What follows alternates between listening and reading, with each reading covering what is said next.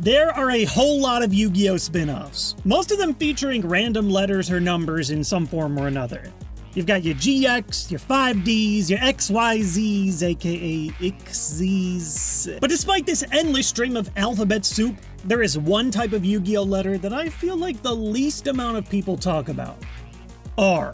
It's the first ever Yu-Gi-Oh! Spin-off, and one that follows the extremely popular original crew. But there are still a whole lot of reasons why you might have missed this bad boy the first time around. Let's talk about it.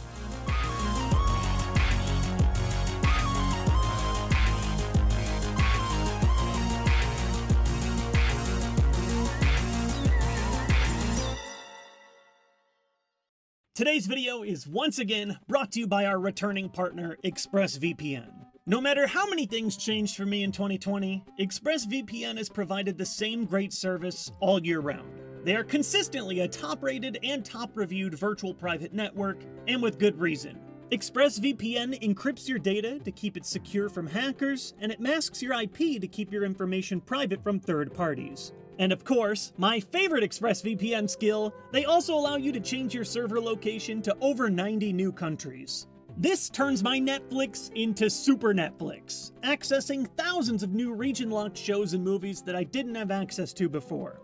In the UK, I can watch Your Name. In Australia, I can stream Detective Pikachu. And in Japan, they even have brand new anime airing, like the new season of Haikyuu To the Top. Special thanks again to ExpressVPN for their partnership this year. Between supporting our content and providing a constant, high-quality VPN for my family, they were one of the few things I could truly depend on in 2020. Find out how you can get 3 months free by clicking on the link in the description, or by going to expressvpn.com/thejwits. So what exactly is Yu-Gi-Oh! R? It's the first original spin-off to the Yu-Gi-Oh! Manga. It is even older than Yu-Gi-Oh! GX by about half a year, first debuting in Japan on April of 2004. And despite seeming like something that should be somewhat mainstream in the Yu-Gi-Oh! Fandom, there are a lot of things that make R a little stranger than your usual spin-off. Instead of your usual small one-shot spin-off, it's a chunky 1,000 pages in 5 volumes. Instead of being after the main plot, it's inserted into the middle of the original story. Instead of being made by the creator of Yu-Gi-Oh!, it was written and illustrated by one of his assistants. Instead of getting its own anime, it remains one of the only major Yu-Gi-Oh! Stories to remain manga only. And instead of dropping before GX like it did in Japan, we wouldn't see it officially localized in English until 2009, after 5Ds had already begun airing. It's a funny little relic of Yu-Gi-Oh's past, and if Yu-Gi-Oh has taught us anything about old relics, it's that we should dig them up first and ask questions later. Here's my volume-by-volume reaction to Yu-Gi-Oh! R. Book 1. By the way, I'm going to use these guys' original English names because I'm the world's worst weeb of all time. Okay, thank you for your understanding. We start right at the end of Battle City, where Merrick's getting his ass blasted by the Dark Magicians. Oh, that's right, this is a filler arc! It takes place right in between Battle City and the Millennium World, just like several other of the anime filler arcs, aka cramming as much extra card game activity as possible before Yugi's thirst for card games dries up in the desert. Here we meet Yako Tenma, the adopted protege of Pegasus, who we conveniently have never heard of before. Yako mistakenly thinks that Yugi killed Pegasus and plans his revenge. You took everything from me. I don't even know who you are. Oh yeah, if you haven't read the original manga, this isn't like the anime where he's just alive again. He's definitely super dead.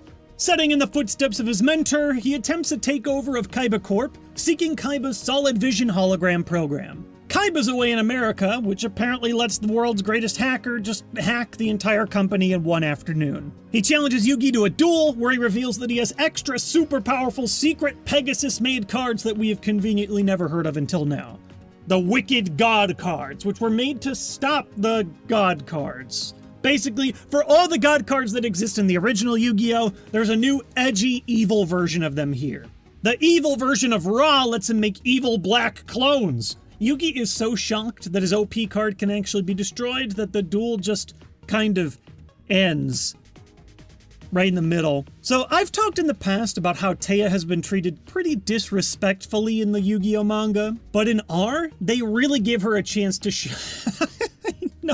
No, she's just a damsel in distress. Literally the entire series. In order to save Taya, Yugi and his friends have to defeat 13 brand new boss duelists in order to climb Kaiba Corp and re-challenge this dude. Okay, so one problem with cramming in 13 plus brand new characters is that most of these early duels are over in an instant. Haha, I'm gonna steal your Dark Magician. Actually, no. Okay, good game. Oh, hey, Joey gets a duel. Oh, Joey's gonna lose with an RNG card. Oh, actually, no. Okay, good game. And wait, is that Bandit Keith? Oh yeah, if you haven't read the original manga, this isn't like the anime where he's just alive again. He's definitely super dead. Okay, even though these beginning duels are pretty bland, it is super nostalgic seeing some of these old monsters make their way back onto the pages. If I didn't know better that Kazuki Takahashi wasn't the illustrator for this, I never would have guessed it. Akira Ito copied his card art and style flawlessly. And who doesn't get nostalgic at watching Dark Magician Girl blast away with diffusion wave motion? Hey, wait, isn't that cheating? Yeah, that's cheating! It even says right here, your spellcaster's gotta be level 7 or higher. He didn't even boost her level like he did in the anime. Okay, I know that Yu-Gi-Oh! Makes up the rules as it goes, and R has its own hybrid rules too, but still, I have standards! Most of these bosses are bland baddies, but the real star of the show here is this badass duelist granny, complete with dual disc wheelchair. In the ultimate no-you moment, Yugi de-spells her D-spell before blasting her with Archfiend of Gilfer. Halfway up the tower, it looks like Yako's ready to duel Yugi early. Uh-oh, looks like he's got an evil Obelisk too. Book 2. How's Yugi gonna beat 2 evil god cards? By busting out an actually sick brand new fusion card, combining the 3 knights for Arcana Knight Joker. This is his first awesome appearance. We wouldn't see this amazing monster card in the anime until Zexal. Alright, you ready for the most ridiculous soap opera shenanigans ever? Yugi wins, but it wasn't Yako after all. It was actually his secret twin, but his brain was hacked. I guess if enough people create dual energy, it will allow Pegasus to revive and take over Teya's body for some reason. The twin's name is Gecko, and it turns out he actually is good. What's that in the sky? Daddy's home. It's Kaiba time, and that means Blue Eyes white fan service. Blue Eyes isn't really any good in an actual duel. It's just something pretty to look at. I shouldn't have said that. I should not have said that. I shouldn't have said that. Book 3. Okay, so now the good twin Gecko is dueling for Yugi. He basically dumps his entire deck into the discard pile so he can wreck with an OP endgame combo. Next up is arguably the worst duel of the entire manga. Joey ends up at a dead end, which means he has to fight the dead end boss, a girl named Raiko Kitamori, who's been playing duel monsters for 1 month. So naturally, she's completely destroying Joey by turn 3, setting up a massive defensive wall and forcing Joey to deck himself by 10 cards every time he declares an attack. He is clearly, absolutely going to lose this one. His strategy? He verbally insults her, telling her that she's dueling like she's scared, and that her strategy is just plain boring. He just constantly goads her into losing by saying garbage like, "A defensive win will never let you see the soul of your opponent." Eventually, she takes the bait, attacks, and loses. Even for Joey, this is scummy as hell. And Tristan even calls him on it. Thankfully, there are still a few honorable duelists left in this manga, like Seto Kaiba, who always plays by the rules. He just cracked him over the head with the briefcase. He's bleeding in his mouth. Every duelist soul is actually absorbed by the cards that they play, and you can use their old decks to, revive them? And that's how he revived Bandit Keith? You're telling me that this dude, who was so obsessed with Pegasus that he's taken over an entire company to revive him, decided to make his first test subject a dude that Pegasus himself already killed? It makes no sense, but I guess the evil of the cards is dripping into his brain, so nothing makes sense anymore. Yugi and Gecko face off against the second and first ranked duelists at the end of their exhausting boss rush. Lil Yugi's baby toy deck starts popping off, blowing up everything in the Legos. He even does a baby mind crush of his own, complete with the Legos. Is he gonna be okay? Book 4. For the second time now, Gecko says he'll take over for Yugi and will fight as the good guy. I mean, he won last time, so how bad could it go? It looks like Yugi's path to the final boss is over, but that's okay, because Kaiba's got a grudge match to get his company back anyways. Kaiba gets Blue Eyes Ultimate, but the Wicked Avatar copies into Evil Blue Eyes Ultimate, complete with schoolyard level pettiness.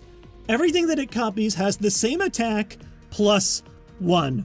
This seems like too much for Kaiba to handle, but thanks to the power of plot armor... Wait, he lost? Oh my god, Kaiba lost! Book 5. This is by far the longest volume, which is surprising considering that it contains just 2 duels. Rematch between Bandit Keith and Joey Wheeler. This is hands down the best duel of the whole series.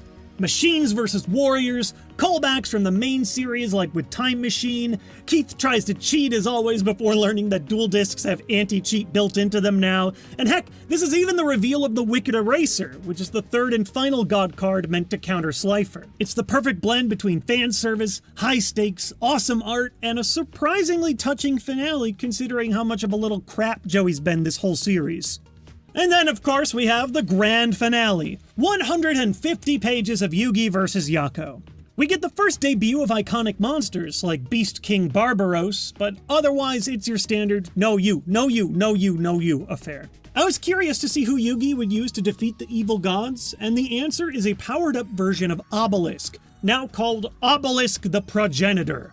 This combo destroys the evil, leaving the rest of the duel to be a lower-stakes friendly fight. And who better to end the fan service manga than the fan service waifu herself, Dark Magician Girl. The manga ends like 1 page after this battle is over. Theo is freed, Kaiba Corp is freed, the power of friendship wins once more. I'm glad I didn't erase those smiles. So that's Yu-Gi-Oh! R for you.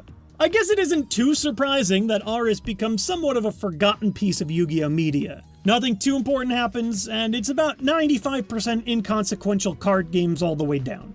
I'd say its biggest weaknesses by far are pacing and variety. By trying to cram over 15 unique new villains into the story at once, there's just too many mouths to feed and not enough pages. I think if they cut this villain total down by half, we would have had space for longer duels, a more compelling narrative, and maybe even some more returning characters. The biggest strength of Yu-Gi-Oh! R by far is its art.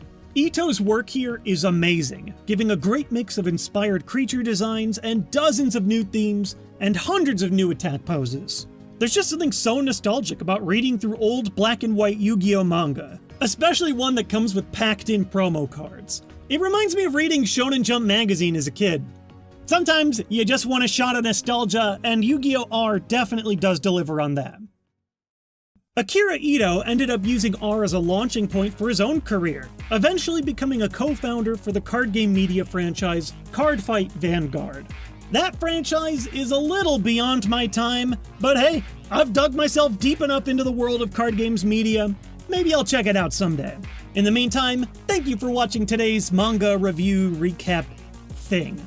I love reading through old manga, and every time you guys watch one of these videos, it just gives me an excuse to do it some more. Have a good one, and I'll see you guys next time with more card games.